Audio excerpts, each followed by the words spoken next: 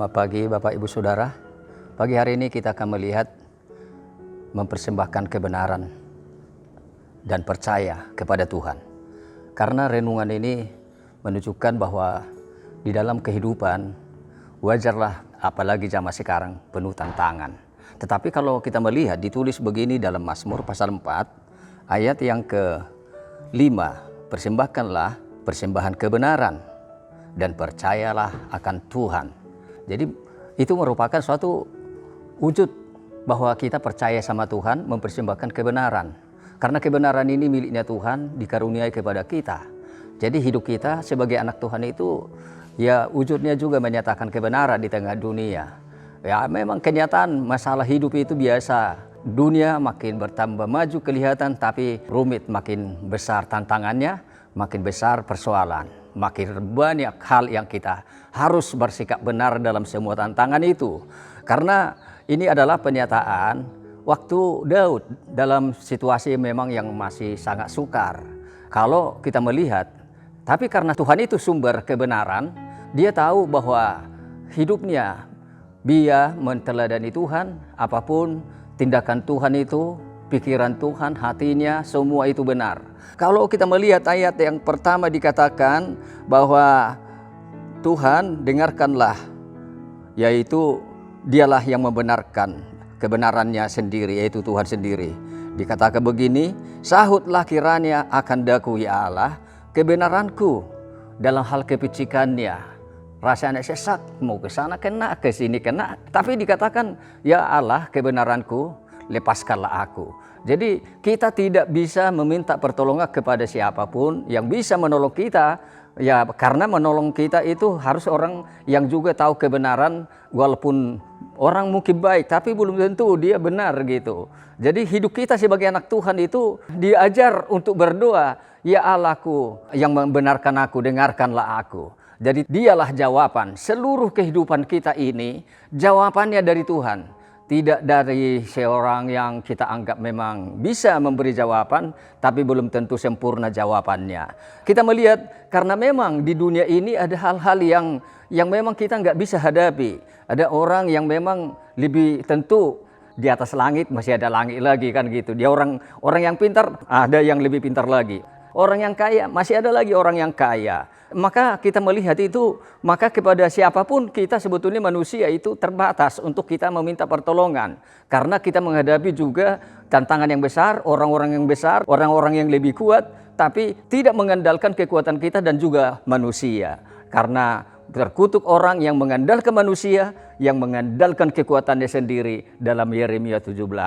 Kita melihat di sini, banyak orang berkata, kalau hidup benar itu kan nanti bagaimana? Siapa yang menolong kita? Kalau saya melihat itu ayat yang ke-6, dikatakan begini, banyak orang berkata demikian, siapa gerangan yang menunjukkan kebaikan atau kebajikan kepada kita? Naikkanlah kiranya atas kami terang yang daripadamu. Jadi siapa yang menunjukkan kebajikan? Jadi Tuhan pribadinya, tunjukkanlah terang yang daripadamu. Inilah terang itu Yesus sendiri. Jadi perkataan itu hidup. Waktu Yesus kita buat sebagai terang hidup kita, maka itu juga yang menjadi jawaban gitu. Kita melihat dalam terang itu nyatalah kehidupan. Dalam firman itu perkataan Tuhan yang kita pegang, yang kita yakini bahwa dapat menolong kita, kita percaya. Sama dengan tadi ayat Mas yang kita baca tadi, bahwa Tuhan kita persembahkan kepadanya, yaitu kebenaran. Ya, berpikir benar, bertindak benar, dan bersikap benar, itu kan adalah dari kebenaran. Kalau bertindak, berpikir, bersikap benarnya manusia belum tentu ada nyata bahwa itu ada kebenaran. Tapi disinilah Tuhan kita percaya bahwa dengan seperti itu kita berpikir, bertindak, berperasaan, ya kebajikan itu dari Tuhan datangnya. Bukan dari manusia. Tuhan, engkau memberikan kepadaku di dalam terang itu akan kita ada hidup. Nah, karena itulah maka kita pegang perkataan Tuhan, itulah kehidupan dan itu menjadi terang. dan menerangi hidup kita, jalan kita di tengah dunia, supaya kita bisa benar mempersembahkan yang benar kepada Tuhan. Karena jangan sampai salah, kita menghadapi tantangan, salah lagi tindakannya nanti. Tapi kalau kita berpikir benar sesuai dengan kebenaran, maka Tuhan akan membuat kita menjalani kehidupan itu dalam terangnya Tuhan, sesuai dengan perkataannya. Kalau perkataan Tuhan itu nggak pernah salah. Perkataan Tuhan itu ya dan amin. Alfa dan Omega, Yesus Kristus sama dulu, sekarang, sampai selamanya. Jadi puji Tuhan. Jadi Tuhan memberikan kepada kita duduk dengan tentram, bisa tidur, enggak memikirkan persoalan-persoalan, akhirnya susah hidup kita, enggak bisa tidur. Itu ada jaminannya, Tuhan memberikan kepada kita. Ya, duduk dengan tentram, kita bisa tidur, bisa kita nyenyak, bangun pagi, segar lagi. Jadi puji Tuhan. Ini tandanya kalau kita mempersembahkan kebenaran kepada Tuhan, bahwa hidup kita, ya jangan takut, kebajikan dari Tuhan asalnya. Dia yang membuka jalan, bukan karena dia sendiri jalan. Dia yang akan membuat kita hidup benar karena dia kebenaran kita. Kesucian kita dia, Yesus Kristus. Kalau kita mungkin rasanya sulit menjalani kehidupan, mungkin ada yang sakit, mungkin sulit, bagaimana aku sehat, tapi hidupin aja kehidupan Yesus. Hidupkan Yesus itu hidup kekal. Kehidupan Yesus itu ya hidup Allah, hidup yang ilahi, hidup yang berkemenangan apapun situasi dunia ini. Jadi Tuhan akan memberikan kita kebajikan, Tuhan membuat kita duduk tenang dalam ketentraman, karena di situ kita aman, bisa tidur, malam kita bisa bangun pagi dengan segar, datang lagi kepada Tuhan. Jadi persembahkan persembahan kebenaran.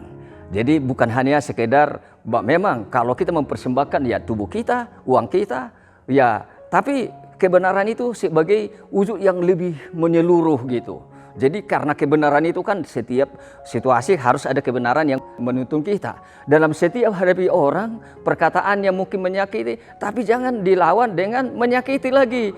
Karena itu bukan kebenaran. Nah, itu tandanya kita hidup di dalam Tuhan, maka itu merupakan persembahan yang lebih berkenan kepada Tuhan. Yaitu tubuh kita nanti juga memberi perhatian kepada orang yang patut dibelas kasihani, mengunjungi janda-janda yang dalam kesusahannya. Kan itu persembahan. Tapi dalam tindakan-tindakan situasi-situasi mungkin situasional yang memang ya tidak terduga, dan hal-hal yang sifatnya mendadak, hal-hal yang tidak kita sangka datang, hal-hal yang sulit dalam kehidupan, menghadapi orang yang sukar, tapi ada kebenaran yang selalu kita persembahkan. Karena itu menenangkan hati Tuhan. Karena Daud itu 2 periode kehidupannya saya lihat. Waktu periode bersama bapaknya, dia selalu menenangkan bapaknya menghadapi semua tantangan kehidupan, menggembalakan domba kambing bapaknya. Nah, setelah dia diurapi, tantangannya juga kelihatan makin besar. Dan inilah seruannya. Tetapi dia katakan, persembahkanlah kebenaran dan percayalah kepada Tuhan. Dan selama kita mempersembahkan kebenaran dan percaya sama Tuhan, Tuhan akan mengubah semua nanti.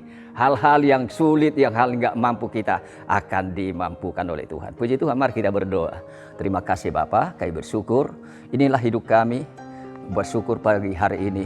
Kami mau persembahkan kebenaran karena Engkau sudah membenarkan kami. Engkau yang memanggil kami, Engkau yang memilih kami. Bukan karena kami baik, tapi karena anugerah Allah. Kebajikan-Mu itu untuk kami lakukan dalam setiap pemikiran, yaitu tindakan yang benar, tindakan yang baik. Terima kasih Tuhan, dalam nama Tuhan Yesus Kristus. Amin.